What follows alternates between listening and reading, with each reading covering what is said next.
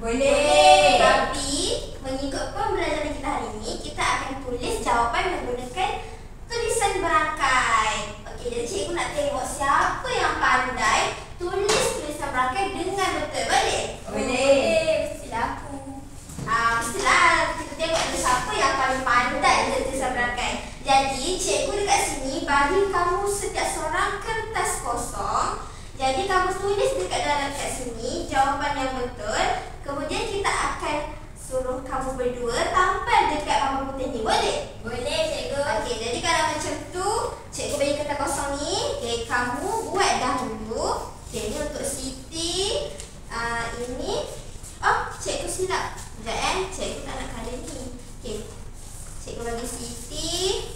Cikgu bagi Ijah buat.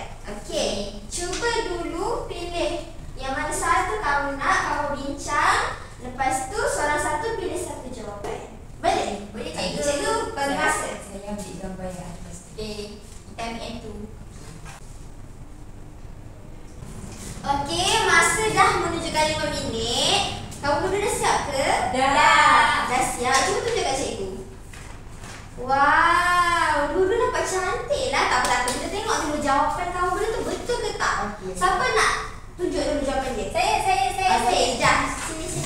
Okey, jadi Ijah nak tunjuk jawapan yang mana satu? Saya yang ini. Yang ini. Buat Okey, ini. cuba tunjuk dekat tempat kosong ni. Okey. Ini saya jawapan saya. Oh, jawapan awak apa? Menyusun barang. Sebab awak nampak gambar apa tu? Sudah saya nampak lelaki ni tengah menyusun barang. Okey, dengan satu lagi. Yang satu lagi barang. Gambar barang banyak-banyak kan? Ya, gambar barang Oh, banyak. patutlah kamu kata nama dia menyusun Barang. Okey, betul. Tahniah. Boleh duduk, boleh duduk. Nanti cikgu bagi hadiah. Terima kasih, cikgu. Sama. Okey, Siti pula. Cuba Siti ke depan. Tunjukkan apa yang Siti dapat tu daripada dua gambar tu. Ini jawapan saya. Okey, cuba bacakan. Mengira wang. Mengira wang sebab Sebab ini gambar mengira. Okey. Ini pula gambar wang. Jadi Oh, betul. mengira wang. Betul, pandai. Okey, nanti cikgu bagi juga hadiah dekat Siti. Pandailah kita punya kawan-kawan ni. Bagus anak-anak murid cikgu. Dua-dua pandai tulis. Beri tepukan. Okey, jadi cikgu rasa berdasarkan apa yang kamu belajar hari ini melalui tulisan berangkai, kat sini Ijah tulis menyusun barang.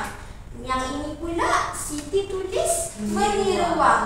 Maksudnya dekat sini kalau ada dua perkataan yang digabungkan, jadilah ia sebagai Frasa. frasa. Betul. Itulah namanya frasa. Faham? Faham, cikgu. Okey, jadi lepas ni cikgu bagi kamu latihan ya, boleh? Boleh.